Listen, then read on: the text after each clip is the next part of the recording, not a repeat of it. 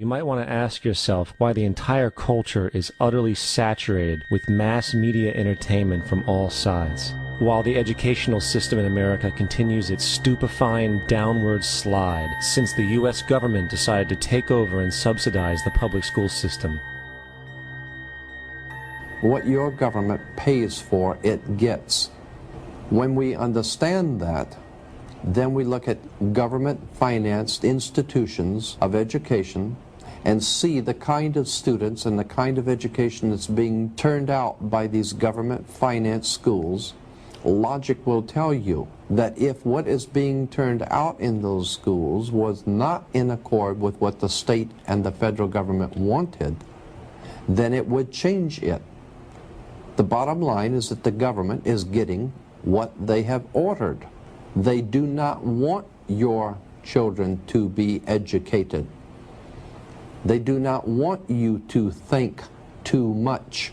That is why our country and our world has become so proliferated with entertainments, mass media, television shows, amusement parks, drugs, alcohol, and every kind of entertainment to keep the human mind entertained, so that you don't get in the way of important people by doing too much thinking. You had better wake up and understand that there are people who are guiding your life and you don't even know it. We're in a lot of trouble because you people and 62 million other Americans are listening to me right now, because less than 3% of you people read books, because less than 15% of you read newspapers, because the only truth you know is what you get over this tube. Right now, there is an entire generation that never knew anything that didn't come out of this tube.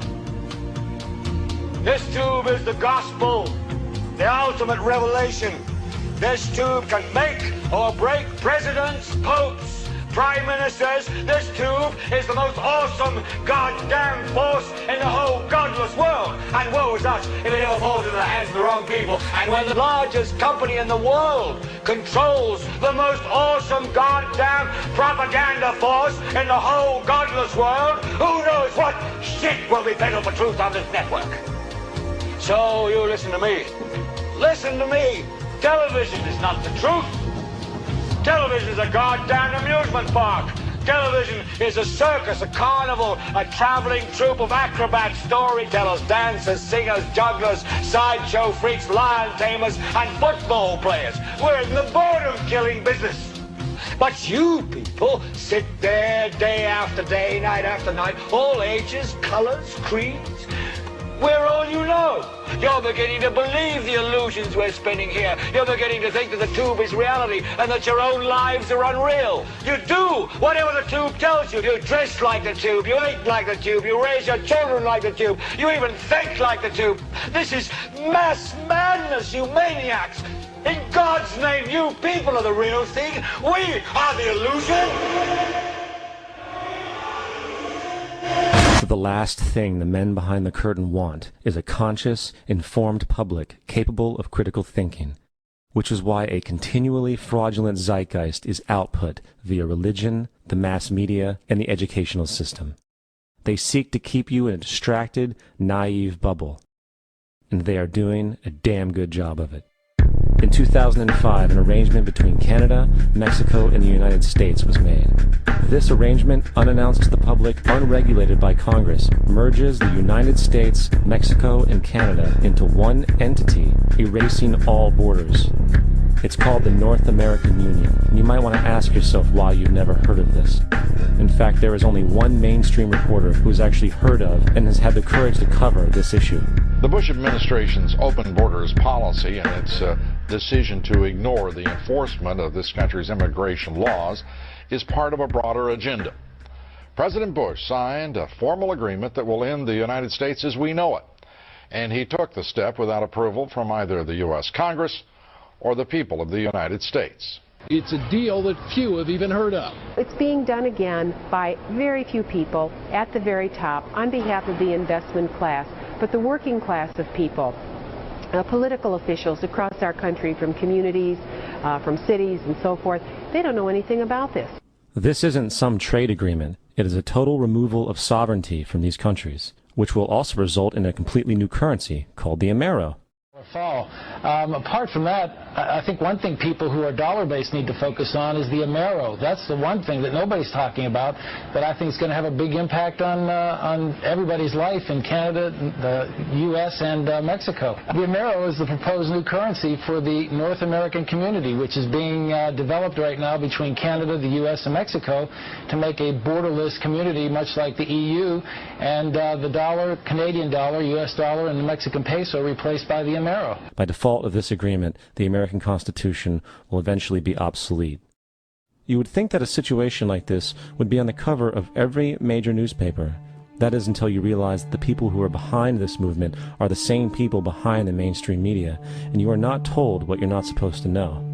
The North American Union is the same concept as the European Union, the African Union, and the soon-to-be Asian Union, and the same people are behind all of them. And, when the time is right, the North American Union, the European Union, the African Union, and the Asian Union will be merged together, forming the final stages of a plan these men have been working on for over 60 years. A one-world government.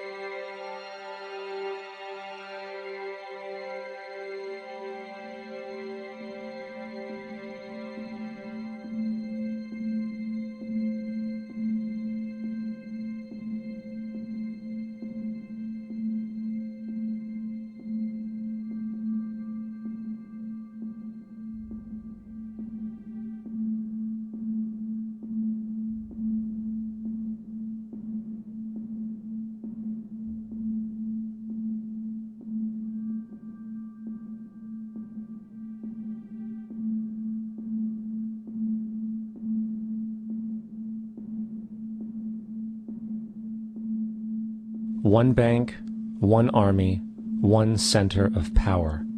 And if we have learned anything from history, it is that power corrupts, and absolute power corrupts absolutely.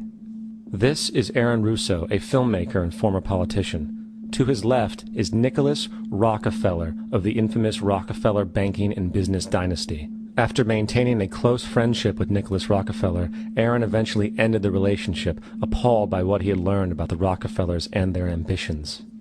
I got a call one day from an attorney woman I knew, and she said, "Would you like to meet one of the Rockefellers?" I said, "Sure, I'd love to." And we became friends, and he began to divulge a lot of things to me. So he said to me one night, he said that there's going to be an event there, and out of that event, you're going to see, we're going to go into Afghanistan, so we can run pipelines from the Caspian Sea. We're going to go into Iraq to take the oil and establish a base in the Middle East, and we're going to go into Venezuela and try and get rid of Chavez. And the first two they've accomplished. Chavez they didn't accomplish. And he said you're going to see guys going into caves looking for looking for people that they're never going to find. You know, he was laughing about the fact that you have this war on terror. There's no real enemy. He's talking about how by having this war on terror, you can never win it because it's an eternal war. And so you can always keep taking people's liberties away. And I said, how are you going to convince people that this war is real? He said, but the media can convince everybody it's real. I mean, you know, it's just that you keep talking about things. You keep saying it over and over and over again, and eventually people believe it. You know, you created the Federal Reserve in 1913 through lies. You create 9/11, which is another lie. Through 9/11, you're fighting a war on terror, and now all of a sudden you go into Iraq, which was another lie, and now they're going to do Iran. You know, and it's all one thing leading to another, leading to another, leading to another. Now, I would say, what are you doing this for? What's the point of this thing? You have all the money in the world you ever want. You have all the power. I said, you know, you're hurting people. It's not a good thing. And he would say, what do you care about the people for? Take care of yourself and you take care of your family. And then I said, so what are the ultimate goals here? He said, the ultimate goal is to get everybody in this world chipped with the RFID chip and have all money be on those chips and everything on those chips. And if anybody wants to protest what we do or violate what we want, we just turn off that chip.